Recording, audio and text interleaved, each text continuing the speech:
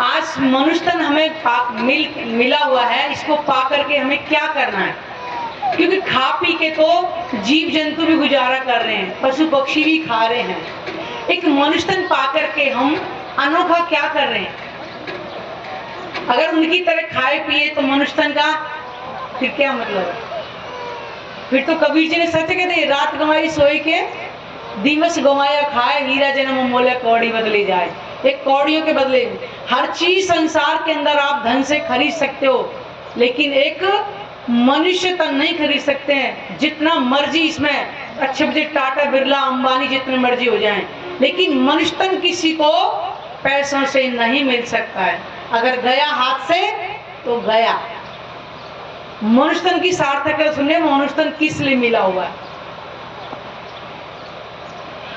तू कर ले धनी से प्रेम नहीं पछताएगा, झूठा है संसार धोखा खाएगा। तू कर ले धनी से प्रेम नहीं पछताएगा, झूठा है संसार धोखा खाएगा।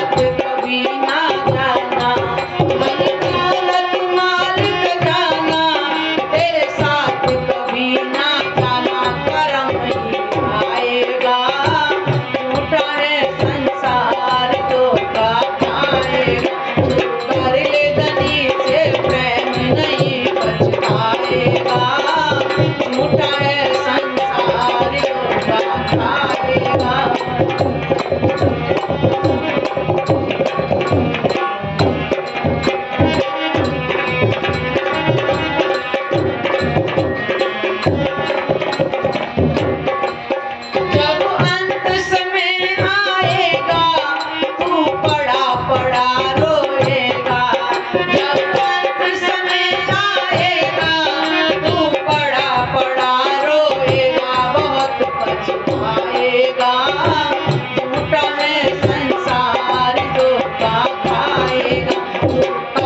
धनी से प्रेम नहीं पछताएगा, झूठा है संसार धोखा खाएगा।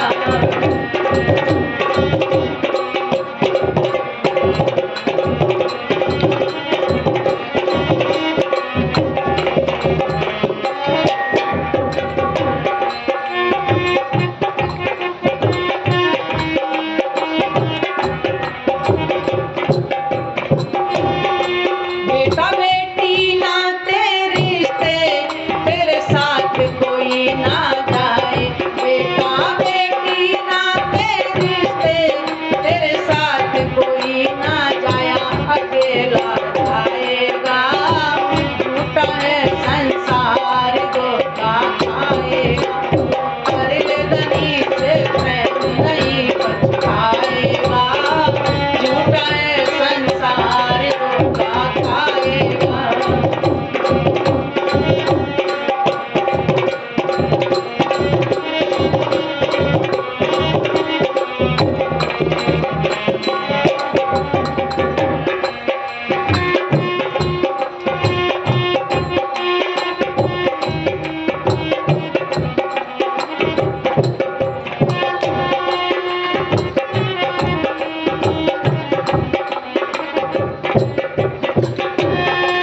तू भक्ति कर ले ऐसी जिससे ना जन्म दोबारा, भक्ति कर ले ऐसी जिससे ना जन्म दोबारा, 84 आएगा, झूठा है संसार धोखा खाएगा।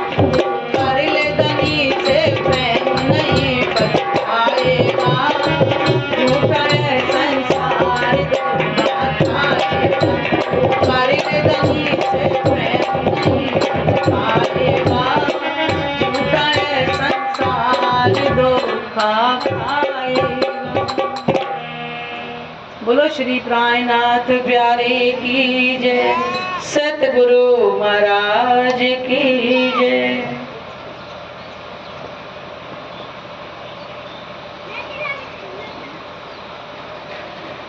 तू कर ले धनी से प्रेम नहीं पछताएगा। धनी कौन है? धनी किसको कहते हैं? एक पत्नी अपने पति को तो धनी कहेगी ना। तो आत्मा का धनी कौन है? परमात्मा या कोई और हो सकता है? परमात्मा ही तो होगा। इसलिए कहा कि तू कर ले धनी से प्रेम नहीं पछताएगा।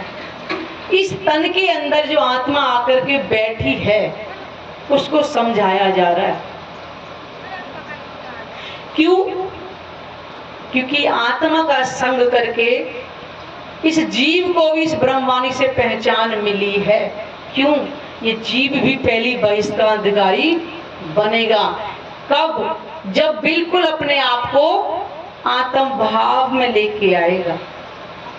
इस जीव की इतनी महत्ता है, न जाने कितने जन्मों से ये जीव 84 लाख के चक्रव्यूह में चलता ही जा रहा है, लेकिन पहली बार आत्मा का संग करके इस जीव को 84 लाख योनियों से मुक्ति मिलेगी।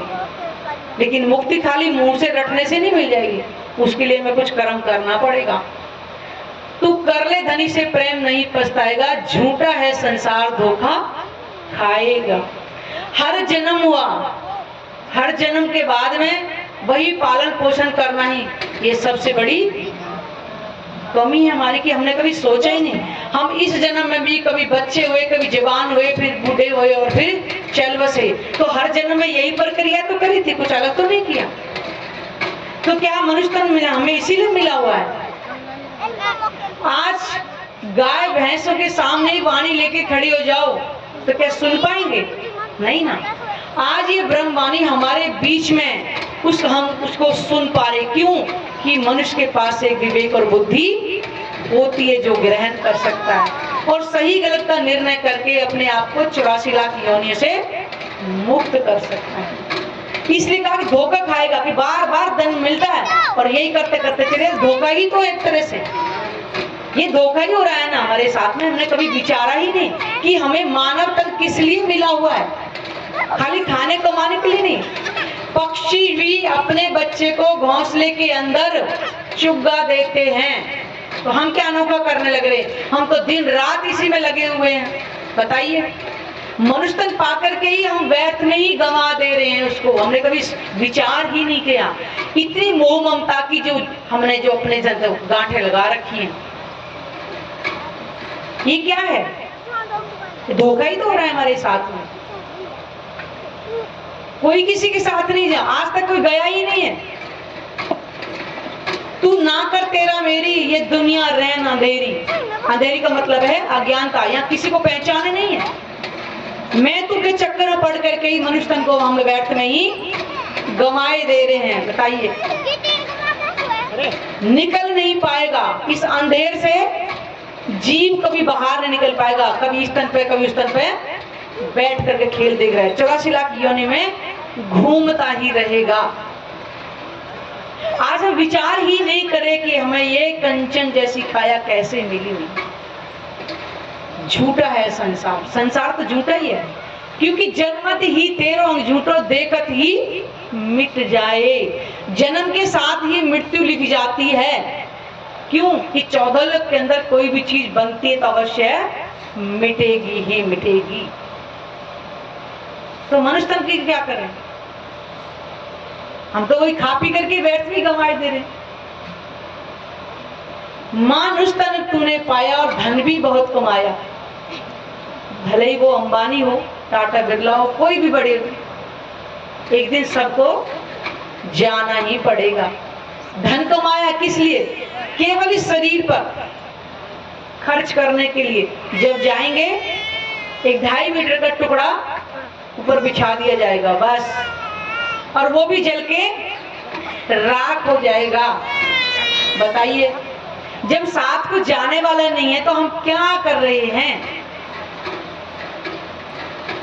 किसी ने खूब कहा है कि जो तुम कमा रहे हो साथ जाने वाला नहीं है, और जो साथ जाएगा वो कमाया ही नहीं है। अभी आएगा आगे। तेरी कंचन जैसी काया जग में भी नाम कमाया।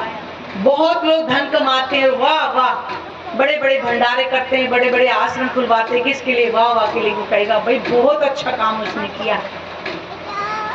हमने औरों के लिए तो कर लिया, लेकिन अपने लिए क्या किया? हमारे साथ धोखा ही धोखा हो रहा है। हम भ्रम में जी रहे हैं। हमने किसी को दान दे दिया, सोचे बहुत अच्छा काम कर दिया। कपड़ा दान किया, वो भी फट जाएगा। अन्न दान किया, वो भी सुबह गंदगी में निकल जाएगा। पैसा दिया, वो भी खर्च हो जाएगा। लेकिन एक ब्रह्म का जो दान है वो अखंड कर देगा। तो क्या हमने भी सोचा है उसके बारे में? कुछ नहीं सोचा। अभी तो बस बच्चों के लिए क्या करें, अभी बच्चों के लिए ये करना है, बच्चों के लिए वो करना है।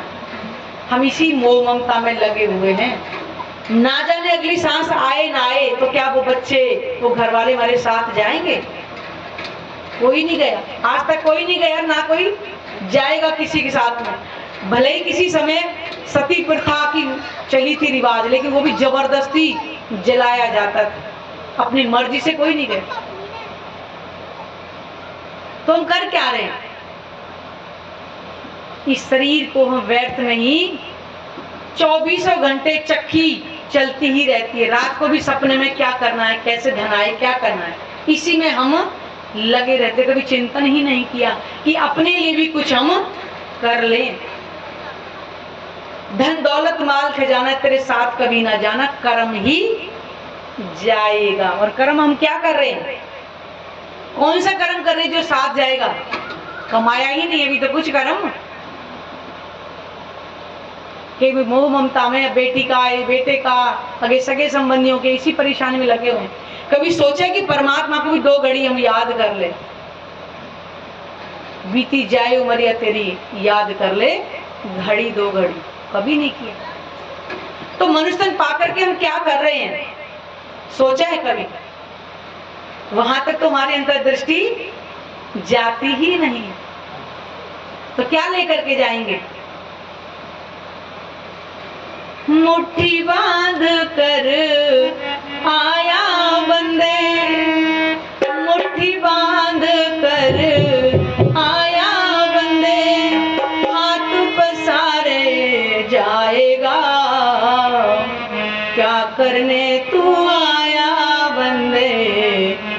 करके तू जाएगा।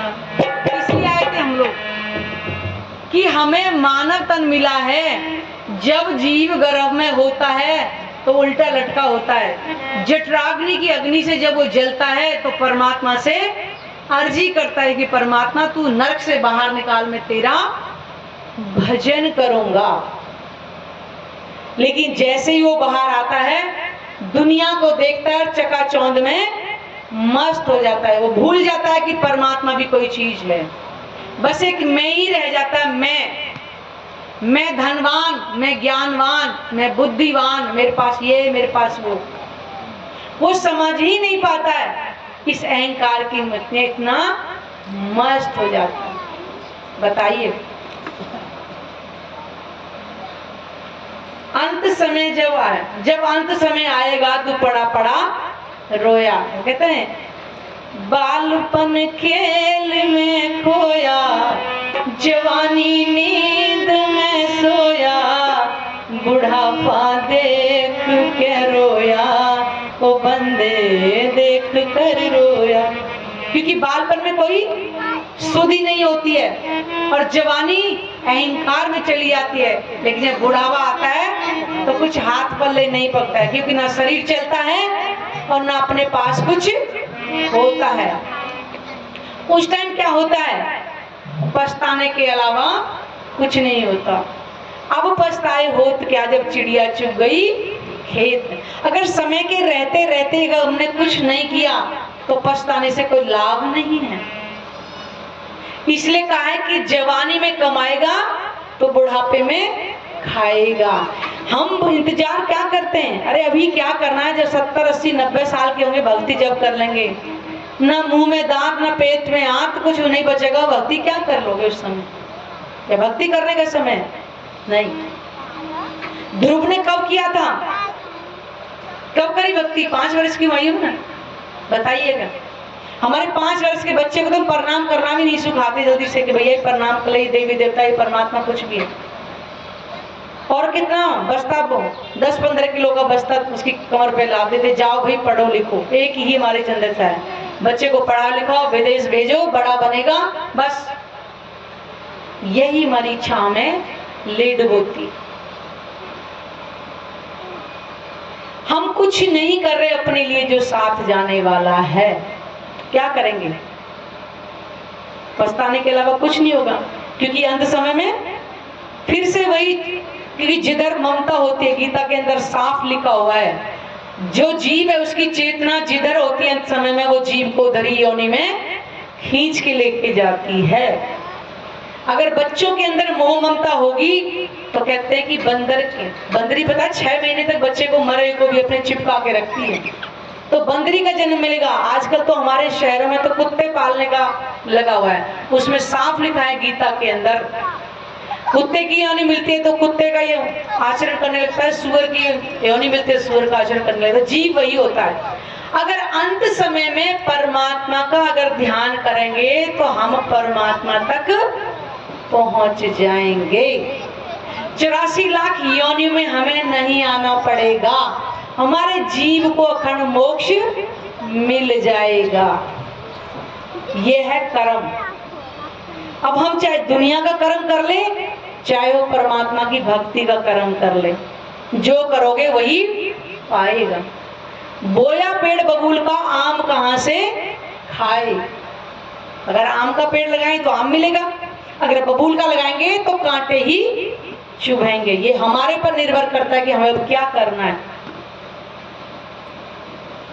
कोई परमात्मा ये नहीं कहता किसी को कि तुम घर में बैठ करके बस मेरा ही नाम जपते रहो। नहीं, घर गृहस्थ में रहते रहते ऐसा नहीं है कि हम जंगलों में जाएं, हम साधु बन जाएं। नहीं नहीं, हम घर के अंदर रह करके भी साधु बन सकते हैं। अपने मन को साधना ही साधु कहलाता है। कान छिदवा करके, जटाएं बढ़ा करके और भगवे कपड़े पहन करके जंगल में धूनी रमाए, वो साधु नहीं कहलाता है।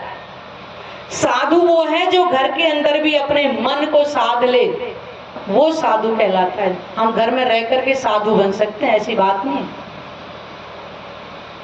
लेकिन हमारी अंतर्दृष्टि खुले तब ना सोचें। याद रखना, कोई भी साथ नहीं जाने वाला है, पत्नी या पति।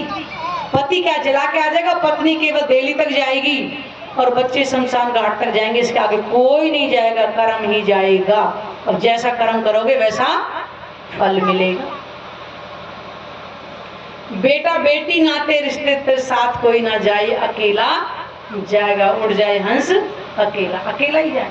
आया भी अकेला तो जाएगा भी अकेला ही।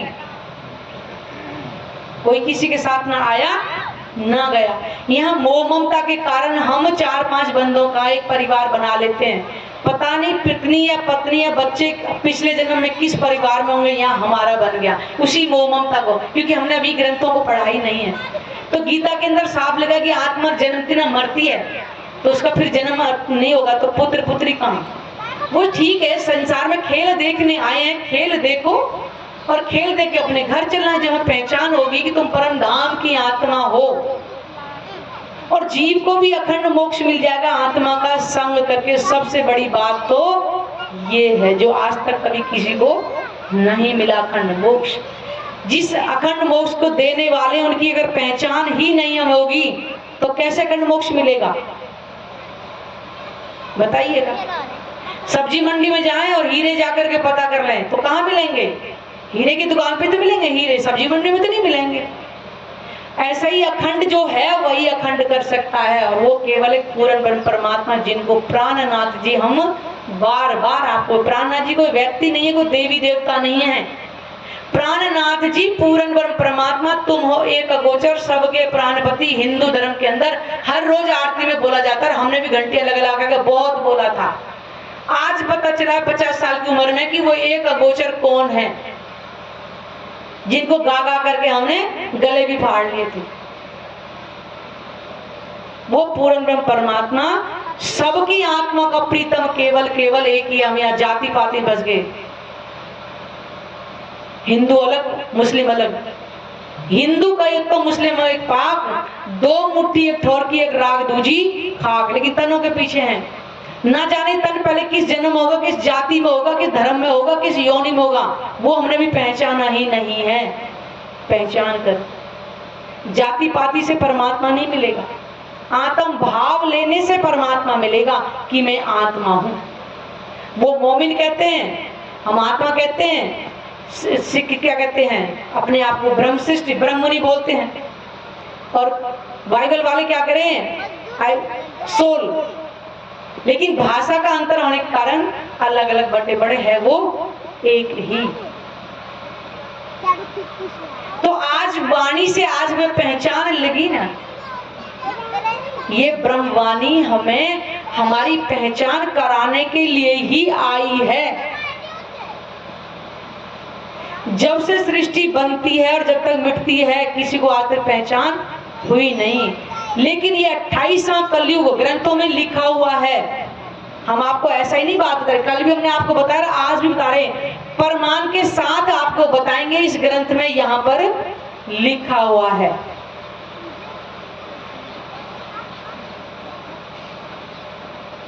तू भक्ति कर ले ऐसी जिससे ना जन्म दोबारा। वो कौन सी भक्ति है?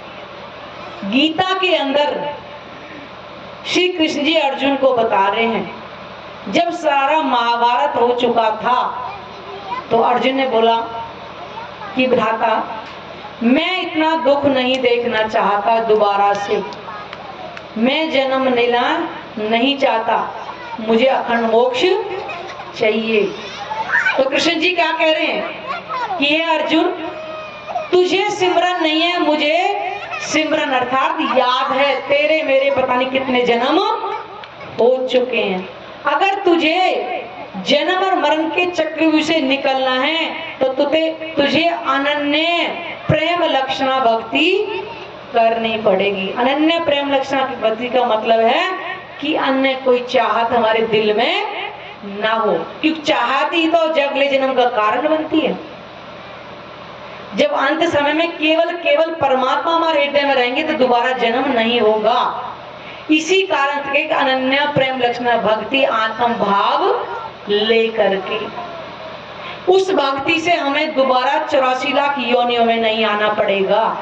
क्योंकि इससे पहले हमें पता नहीं था अनन्य प्रेम लक्ष्मण भक्ति कैसे करनी है, लेकिन आज ब्रह्मवाणी से हमें पहचान हो गई है। और ये ब्रह्मवाणी ही जीवों को कल्याण करने के लिए ही आई है। इस वाणी के ज्ञान से ही 14 लोक के जीवों को अखंड मोक्ष मिलेगा, जो ना कभी पहले मिला ना भविष्य में ब्रह्मांड, क्योंकि ये ब्रह्मांड तो महाप्रलय में समाप्त होने वाला है, फिर से ब्रह्मांड बनेगा, लेकिन पार ब्रह्म कभी नहीं आएंगे। ये 3 ब्रह्मांड हुए जो वह ऐसे हुए ना होशी कब, इन तीनों में ब्रह्म लीला भई, ब्रिज रास और जागनी कही। पार ब्रह्म की लीला पहले द्वापर के अंदर 11 साल 52 दिन की पार ब्रह्म की लीला इस काल माया के ब्रह्मांड में ब्रिज में हुई थी, और दूसरे दिन योग माया के ब्रह्मांड के अंदर महारास जो आत्मा और परमात्मा की महारास हुई। इस निधिवन में नहीं हुई है आत्मा परमात्मा की, योग माया के ब्रह्मांड के अंदर। इस निधि वन के अंदर तो वेद ऋचाओं की और कुमारिका सखियों को जो वर दे रखा था, जिनके कपड़े लेकर के वृक्ष पर बैठ गए तो उनको वर दे दिया था। उन्होंने कहा कि जो लीला तुम हमारे साथ गोपियों के साथ करते हो हमारे साथ भी करो। उनको तथास्तु होगी, लेकिन मेरे साथ नहीं होगी। उनकी हुई थी इस निधि वन में, लेकिन आत्मा परमात्मा की महाराज योग मायक ब्रह्मांड हुए। ये 2 रास का वर्णन भागवत पुराण के 10वें स्कंद के में 29वें अध्याय में और 33वें अध्याय में ये पढ़ सकते हो, प्रमाण है। जिसको देखना है आप देख लीजिए।